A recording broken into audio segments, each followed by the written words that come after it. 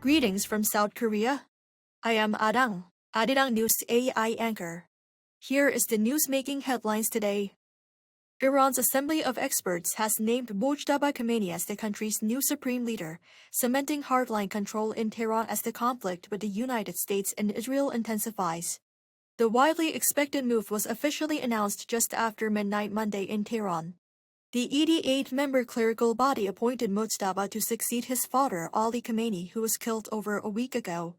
Anticipating the appointment, United States President Donald Trump issued a preemptive warning on Sunday.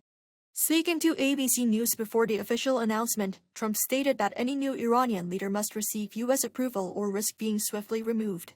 He has also called Khamenei a lightweight when reports arose about the appointment. Global oil prices surged past $100 a barrel on Monday as conflict in the Middle East disrupts supply routes. Global benchmark prices climbed sharply, with West Texas Intermediate jumping about 15% to $107.54 per barrel as of 7 a.m. Korea time, the first time since July 2022 that it has traded above $100. Brent crude also rose briefly, reaching as high as $111 a barrel. Disruptions to shipping through the Strait of Hormuz have fueled instability in the global energy market. Market watchers warned that oil prices could keep rising, with Goldman Sachs saying oil could reach $150 a barrel by the end of the month if flows are not restored. South Korea's industry minister Kim Jong-un says Washington is unlikely to raise tariffs on South Korean goods as long as Korea swiftly passes the Special Act on Investment in the U.S. Returning from Washington on Sunday, Kim said U.S. Commerce Secretary Howard Lutnick highly evaluated Seoul's legislative progress. This alleviates concerns stemming the Trump administration's threat in January to hike tariffs on Korean automobiles to 25%, up from current 15%. Addressing domestic fallout from the U.S.-Iran conflict, Kim stated the government has finalized preparations to implement an oil price cap.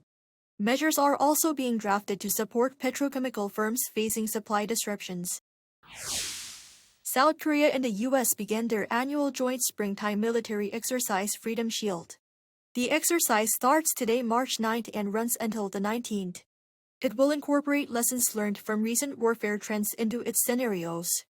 Around 18,000 troops will take part in this year's joint drills, a number similar to last year, though the number of field training drills has been nearly halved to 22 this year, down from 51 last year. As Seoul and Washington have agreed to accelerate efforts to transfer the wartime operational control, the drills are expected to focus on evaluating whether the conditions for transfer have been met. Meanwhile, eyes are on North Korea, which may respond with provocations, such as launching ballistic missiles. In sports, South Korea's Kim Yoon-ji has made history by becoming the first South Korean woman to win a Winter Paralympic gold medal. Kim captured the women's individual sitting para biathlon title at the 2026 Winter Paralympics in Tesoro, northern Italy on Sunday. Her victory marks South Korea's first Winter Paralympic gold since 2018 and the country's first ever gold at a Winter Paralympics held outside Korea. In another milestone, Lee Jae-ho claimed bronze in pair snowboard, securing South Korea's first ever Paralympic podium finish in the sport. That is all from me today. Thank you for watching.